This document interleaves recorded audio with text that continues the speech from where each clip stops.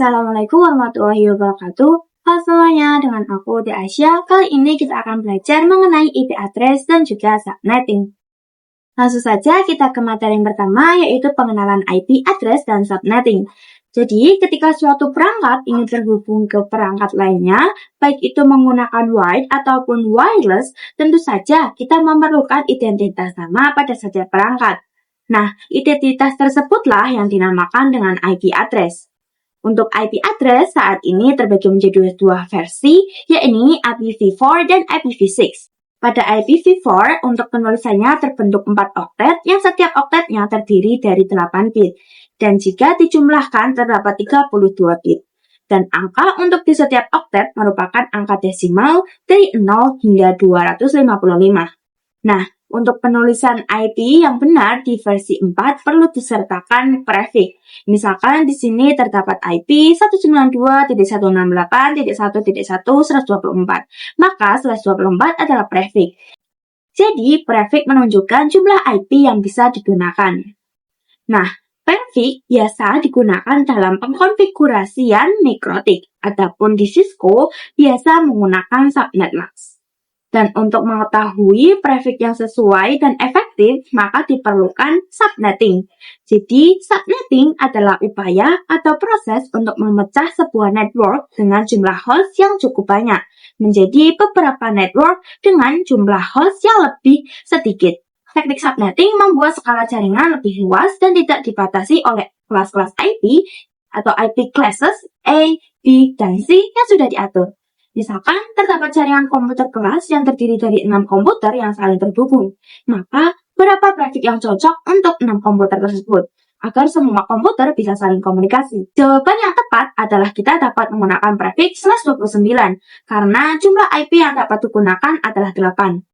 Nah, untuk mengetahui berapa jumlah IP yang dapat digunakan, teman-teman dapat menonton video ini hingga akhir. Yang kedua adalah IP address private dan public. Untuk sekarang, kita akan lebih fokus pada IPv4, yang mana IPv4 terbagi menjadi dua, yaitu IP privat dan IP public. Secara singkat, IP public merupakan IP yang digunakan di internet dan bisa diakses dari mana saja.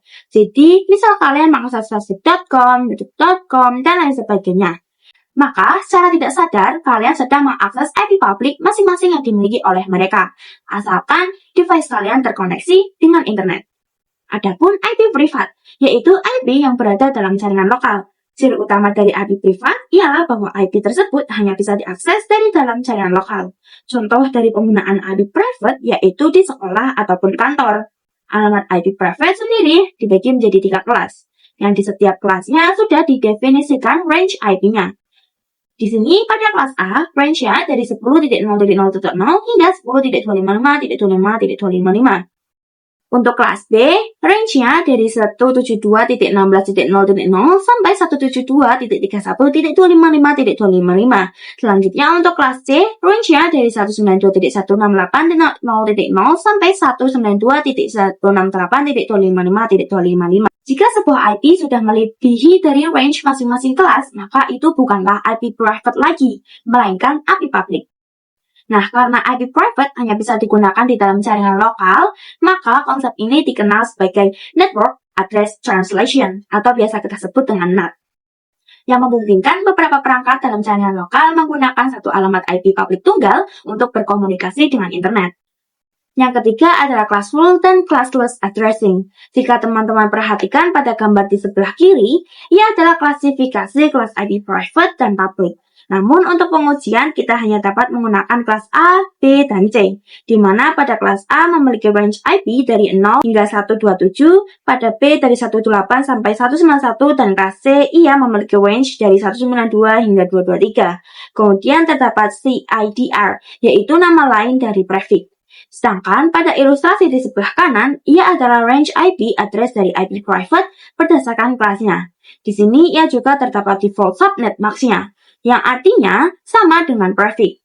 Jika diperhatikan pada tabel di sebelah kanan, Untuk subnet mask di kelas A adalah 255.0.0.0, maka ia sama dengan slash 8. Untuk 255.255.0.0, maka ia sama dengan slash 16. Dan 255.255.255.0 sama dengan slash 24. Nah, jika terdapat CIDR atau Default Subnet Mask, itu dinamakan Classful Addressing, yaitu pengalamatan IP address berdasarkan kelasnya. Sedangkan untuk classless addressing adalah pengalamatan IP tidak berdasarkan kelasnya. 4. Kasus subnetting. Untuk melakukan proses subnetting, kita perlu melakukan beberapa proses seperti prefix yang sesuai, subnet mask, IP network, IP broadcast, dan range IP yang digunakan. Untuk definisinya, prefix dan subnet mask adalah untuk menentukan jumlah IP yang bisa digunakan. Sedangkan untuk IP network sebagai tanda alamat pada suatu jaringan LAN, kemudian IP broadcast yaitu alamat IP yang digunakan untuk melakukan pengiriman informasi ke semua host yang ada pada jaringan LAN. Kita masuk ke pembahasan kasusnya. Misalkan di sini terdapat jaringan LAN yang terdapat 12 PC. Kemudian saya akan gunakan IP private kelas B yaitu 172.16 dan seterusnya. Pertama-tama, kita dapat mencari prefix terlebih dahulu. Dengan cara, kita bisa menggunakan perpangkatan 2. Jadi, 2 pangkat berapa yang bisa menghasilkan angka mendekati 12, tetapi tidak kurang dari 12. Maka, kita dapat menggunakan 2 pangkat 4 yang hasilnya adalah 16.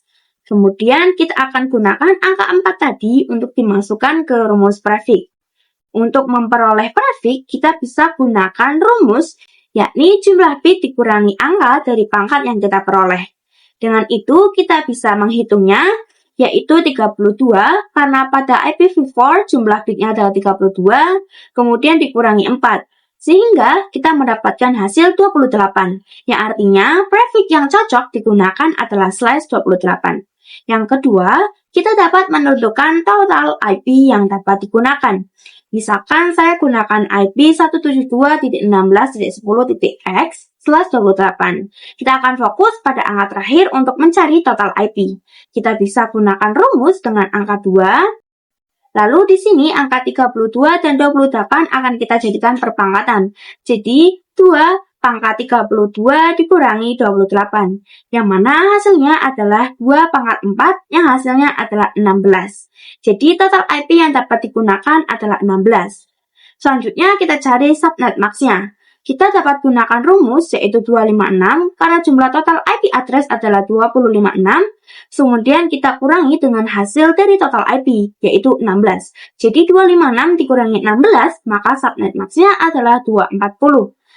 Maka subnet max yang dapat kita hasilkan adalah 255.255.255.240. Kemudian kita dapat mencari IP network dan IP broadcast-nya. Di sini saya sudah memiliki beberapa angka yang dapat teman-teman perhatikan. Jadi pada IP network itu selalu diawali dengan angka 0. Lalu untuk angka kedua yaitu 16. Itu adalah jumlah total IP yang kita gunakan. Pada angka ketiga, kenapa 32?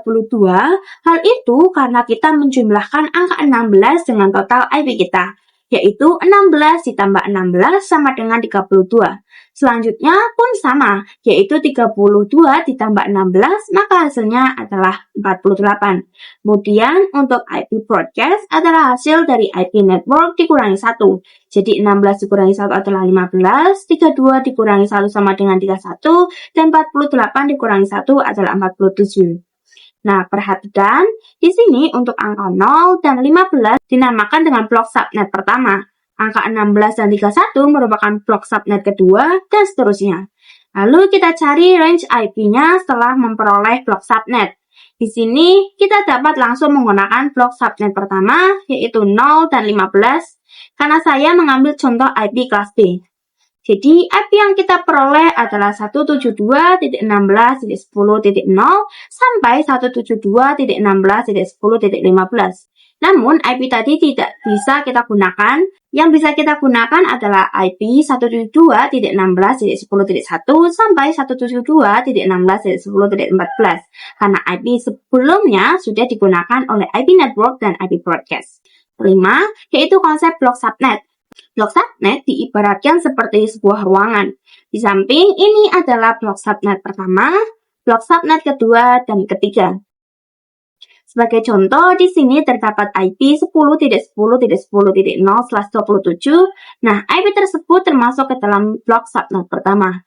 Tetapi, blok subnet memiliki by default tidak bisa saling komunikasi. Jadi, diibaratkan seperti ruangan adalah misalkan ada sebuah gedung dengan 3 lantai, yang mana lantai pertama milik blok subnet pertama, lantai kedua milik blok subnet kedua, dan begitu pun dengan lantai ketiga milik blok subnet ketiga. Maka di lantai 1 misalkan memiliki 6 device yang menggunakan blok subnet pertama. Maka semua device yang berada di lantai 1 tersebut dapat saling berkomunikasi. Namun jika device yang berada di lantai 2 atau 3 ingin berkomunikasi dengan lantai 1, maka tidak bisa karena berbeda blok subnet. Meski sebenarnya kita dapat menggunakan routing. Selanjutnya adalah IPv4 Delivery Type. Jadi Delivery Type adalah mekanisme pengiriman data. Dan delivery dibagi menjadi 3. Yang pertama adalah unicast, yaitu one-to-one communication. Jadi pengiriman data yang penerimanya tepat di satu host saja. Contohnya adalah penggunaan IP address kelas A, B, dan C. Yang kedua adalah multicast, yaitu one-to-many communication, yaitu saat satu host mengirimkan data ke beberapa penerima yang dalam satu grup. Contohnya adalah cara kerja dari IP address kelas D. Yang ketiga adalah broadcast, yaitu one-to-all communication, yaitu pengiriman data ke semua host yang masih dalam satu jaringan. Yang terakhir adalah konsep switch dan router. Untuk switch itu sendiri yaitu mengkoneksikan perangkat yang satu network, sedangkan untuk router untuk mengkoneksikan perangkat yang berbeda network. Contohnya, di sini terdapat 2 device yang memiliki satu network. Maka dapat langsung terhubung baik menggunakan wired ataupun wireless. Kita lihat contoh untuk penggunaan router. Di sebelah kiri terdapat 4 perangkat yang berada dalam satu jaringan yang dihubungkan dengan switch. Dengan IP 192.168.0.1, 192.168.0.2 hingga .0.4. Begitu juga dengan di sebelah kanan, mereka berada dalam network yang sama, yaitu dengan IP 192.168.1.1, 192.168.1.2 hingga 1.4. Itu artinya kedua sisi memiliki network yang berbeda yang membuat mereka tidak dapat saling berkomunikasi. Namun, kita dapat menggunakan router sebagai jembatan untuk bisa saling berkomunikasi. Sampai di sini saja untuk video IP address dan subnetting. Saya ucapkan terima kasih untuk teman-teman yang sudah menonton hingga akhir. Wassalamualaikum warahmatullahi wabarakatuh.